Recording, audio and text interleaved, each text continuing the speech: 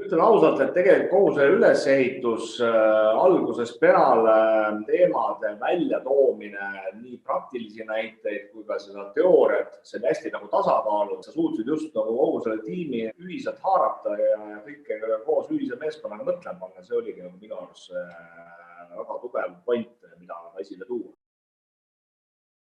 Eks me, kuidas öelda, oma vestlustest juba varem, aga siis tiimiga on need arenguvestlused ja muud, me teame, kus meil nõrgakohad on ja üks meie murekoht on täna just seesama infosulg ja just see kommunikeerimine, et inimesed julgeks ikkagi sõna sekka öelda, tunneksid, et oleks kaasatud, et saaks info paremini liikuma, et ma arvan, et see oli üks nagu selle koolituse target ja ma arvan, et me liigume nagu siin suunalt ka positiivselt, et kaasata rohkem inimesi tegema ja ühiselt mõtlema.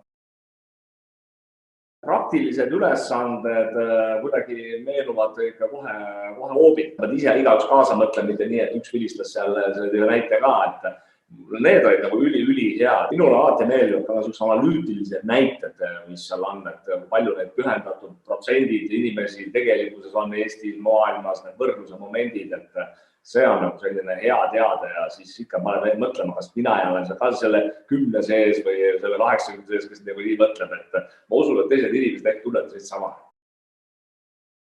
Ma usun, et tegelikult ega need on tiimide läbivad probleemid. Ei saa olla, et üks tiim nüüd hoopis mingi muu tagada. Ma usun, et see infosulg, see kommunikatsioon, see ühiselt mõtlemine, see koostöövorm, kõikide tiimide tegelikult täna on challenge. Täpselt samad case'id kogu aeg.